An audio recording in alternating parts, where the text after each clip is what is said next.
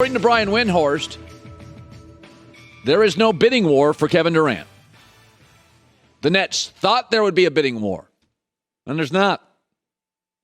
Not that many people are interested.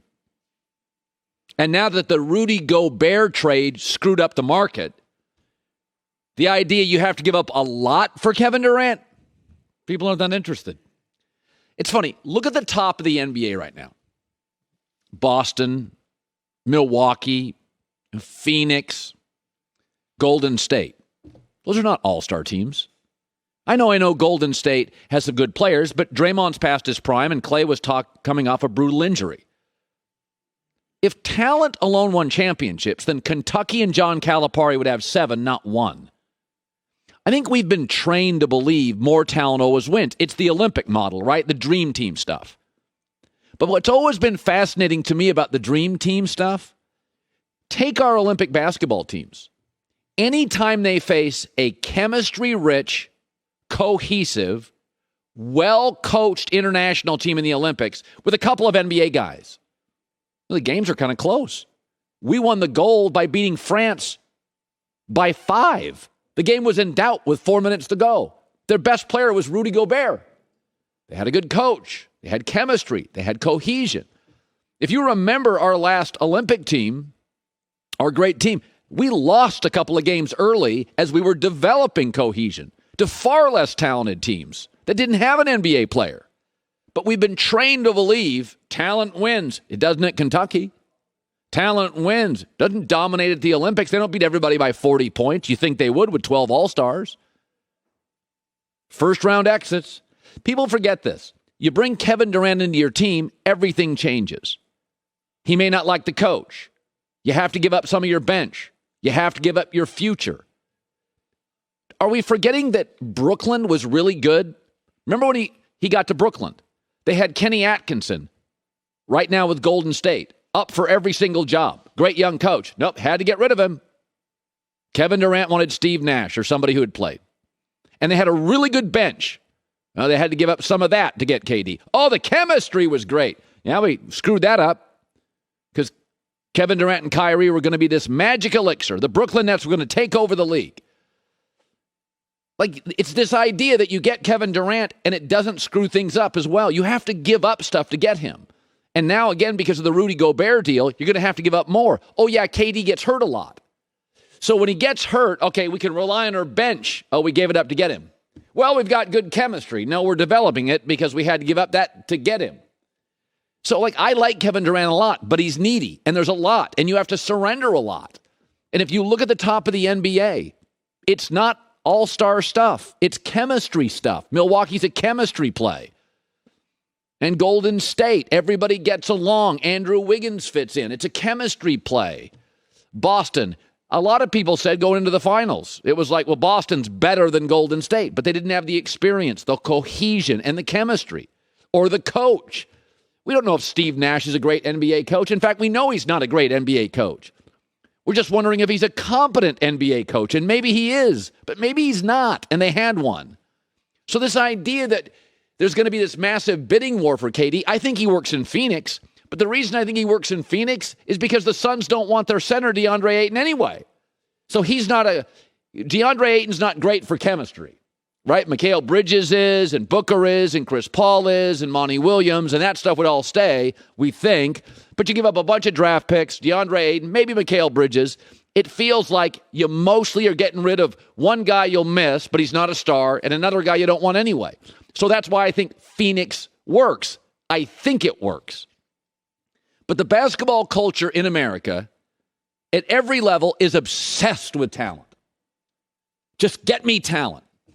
Give you an example. So the trifecta in the NBA that everybody just fawns over is KD, Kyrie, and Harden. Everybody fawns over it. If you take the Steph years out of KD's career and the LeBron years out of Kyrie's career, two real stable, true leaders, KD, Kyrie, and Harden have played 35 years in this league. No titles. That's reality. Because it's about cohesion and coaching and chemistry and bench play. And these guys blow it up. Chris Mannix has talked about the idea that you can make threats, but there's not going to be a big market for KD, and he may just end up remaining in Brooklyn. Kevin Durant wants out. But the Nets are canvassing the landscape, and they're not finding right now what they're looking to get back in return. And they know that they have leverage. Kevin Durant has 4 years left in his contract. And Kevin Durant is not Ben Simmons. He's not going to show up at training camp and dog it. He's going to show up, and he's going to play at the best level he can play that. So unless the Nets get exactly what they're looking for, which what I've been told has been 2 all-star caliber players and multiple first-round draft picks, their message to teams right now is don't bother giving us 50 cents on the dollar or 75 cents on the dollar. Again, there's no bidding war for Kevin Durant. Remember when we watched that Michael Jordan documentary, the 10-parter? It was great. Jerry Krause, who has passed away, got a lot of heat for saying Michael didn't win championships. Teams and organizations win championships. He got a lot of pushback for that. But Michael Jordan before Scottie Pippen and Phil Jackson, bagel. Michael Jordan after Scottie Pippen and Phil Jackson, bagel. And I think there's a strong argument that Michael's the greatest basketball talent in the history of the world. And a big nothing burger without Robin and without Phil. So this idea that Kevin Durant shows up and you don't have to sacrifice things for Kevin Durant. Brooklyn had good chemistry. They had a good bench. They had a good coach. They blew it all up. And right now they're exactly what they were when they were less talented with Kenny Atkinson and more about bench than their starting 5. They're a one-and-done team in the playoffs. There was a story this morning that LeBron doesn't care about the Lakers' picks amid the Kyrie Irving rumors. Now, in fairness to LeBron, he's never been into young guys. He went to Miami for Wade and Bosh, not kids. When he got to the Lakers, he got rid of all the young guys except Kuzma, and after a while he got tired of him. He wasn't even that young, and he got rid of him. When he went to Cleveland, he didn't want to play with Andrew Wiggins out of Kansas. He wanted to play with Kevin Love. I don't blame him. So in fairness to LeBron, he's never been like, I want to play with a 19-year-old and watch him develop for 4 years. LeBron got business to do, like winning titles. He's not interested in being your mentor and how to teach you play basketball out of Michigan State or Kansas or Kentucky. He also sees right now the Lakers' dysfunction, and there's not much he can do about it. So I'll defend LeBron on not caring about the draft pick. He never really has. But the truth is, it is called senioritis. When you get to the last year of high school and you can see the finish line, you start thinking, what's the point? There's no consequences for not getting A's. You're going to get out of high school and move on. Same in college. There's no consequence. You're going to get your degree. Your GPA is not going to matter. Many kids at the end of college have a job lined up. Senioritis. And I think LeBron won that championship in Cleveland. He even acknowledged at the time, he said, I think it makes me the greatest of all time. Whether it does or not, that's the pinnacle. He went to Los Angeles. It wasn't all about basketball. We know that to be true. They didn't have the best roster. They didn't have the best ownership. They didn't have the best front office. There were other options that were better. He went for basketball and mostly quality of life in Los Angeles and growing his business. I got no problem with any of it. He had his rings. He had his legacy. He had a pile of money. I see this all the time. Michael Jordan with the Wizards. We forget. He wasn't emotionally into it. He didn't care. He didn't care about being coachable. He didn't care about getting along with teammates. I don't even think he cared about winning. He wanted to be an owner. And he made that move to Washington to eventually have a chance to be an owner. I saw it with Tom Brady last year. Remember last year at the end of the season, I had said this on the air at some point. Brady's not barking on the sideline. When he first got to Tampa, he was. But last year at the end of the year, like post-Thanksgiving, Tampa wasn't playing great, and Tom wasn't really into it. Because what's the consequence? He won a Super Bowl in Tampa. He won the divorce. He's got his money, and we later discovered that Tom was moving into ownership with the Miami Dolphins until that blew up because of the lawsuit, Brian Flores suing the Dolphins owner. I think it's very hard to, once you've achieved something and there's no consequence for not winning, LeBron's been very verbal about other things beyond winning. The scoring title, playing with Bronny, building his business. He's been very out front. very verbal.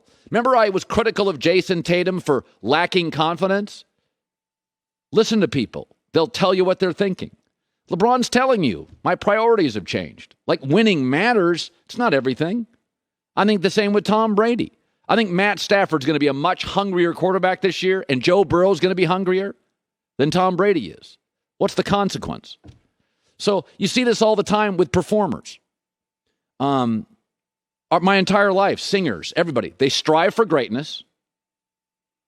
Okay, it's like 6, 7 years. And they get to the pinnacle. They start winning stuff. That's another 6, 7 years, 7, 8 years. And then they fight to stay on the top. That's another 5 or 6 years. And then they start doing things for paychecks. Tom Hanks, the Da Vinci Code movies. He admitted, it was good commerce. Doesn't make those movies 15 years ago. He wanted to make Philadelphia or Forrest Gump, and he wanted to win awards. You strive for greatness, you reach the pinnacle, you fight to stay on top, and then you do stuff for the check. At some point in my life, I'm going to be on Depends commercials because it pays well. I've just come to terms with that. It's 15 years away, but there'll be a moment I'll be selling coins or reverse mortgages. Hopefully it's 20 years down the line. Hopefully I'm still in that pinnacle thing and trying to fight. But it's a reality as LeBron's verbalizing it. Like winning, he wants to win. He doesn't care about the draft picks. If you told him, honestly, I think at this point, it's not a criticism. Like if you told him you could win another title or you're going to play with your son for 2 years. I don't know the answer, but I would get if it was, I want to play with my son for 2 years. That I'll never forget. A second title, a second banner with the Lakers. And this is not a criticism.